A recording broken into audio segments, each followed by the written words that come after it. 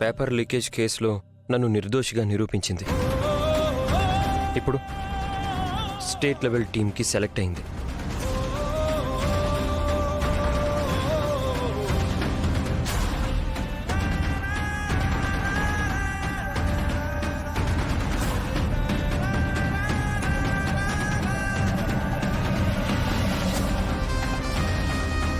Next month నుంచే competition start అవుతుంది. ఆలస్యం చేయకుండా ప్రిపరేషన్ మొదలు పెట్టాలి. ఇంత మంచి వార్త చెప్పటానిక అంతా ఆలోచించారు. పెద్దమ్మా, నాకు ముందే తెలుసు, కానీ మీకు చెప్పేలోపు ఇదంతా జరిగిపోయింది. రామా, మీ నాన్న స్పృహలో ఉంటే ఎంత సంతోషించేవారో తెలుసా?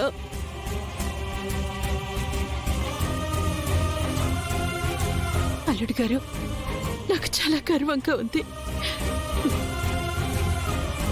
ఇదంతా రామ చేసిన కృషి అత్తయ్య. రామా, మనం వెంటనే ప్రాక్టీస్ మొదలు పెట్టాలి. అసలు ఆ ఆటలో నాకు ప్లేసే లేదని తెలిస్తే నా పరిస్థితి ఏంటి? నాన్న కోలుకున్నాక ప్రాక్టీస్ మొదలు పెడదాం సార్. ఈ పరిస్థితుల్లో ప్రాక్టీస్ చేయలేను. రామా, మనకంత టైం లేదు. మావయ్య పరిస్థితి నేను అర్థం చేసుకోగలను, కానీ మావయ్య గారికి ఏం కాదు. ప్రాక్టీస్ చేయాలి రామా. చెయ్యాలి రామా. రేపు పెదనాన్న కోలుకున్నాక నీ సక్సెస్ చూసి హ్యాపీగా ఫీల్ అవ్వాలంటే నువ్వు వెళ్ళి ప్రాక్టీస్ స్టార్ట్ చేయాలి. అవును రామా, మావయ్యని చూసుకోవడానికి మేమంతా ఉన్నాం కదా. నీ మనసులో ఏ ఆలోచన పెట్టుకోకుండా వెళ్ళి ప్రాక్టీస్ చేయి.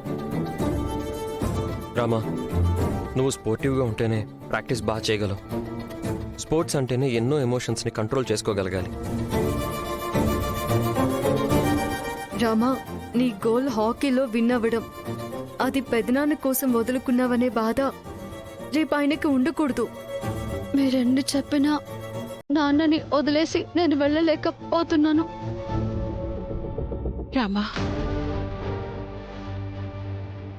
వెళ్ళకపోతే నిజంగానే మీ నాన్న బాధపడతారమ్మా. నేను వెళ్ళినా ఆడలేనమ్మా. వెళ్ళరామా. మామయ్య కళ్ళు తెరిచే టైంకి నువ్వు కప్పుతో ఎదురు రావాలి.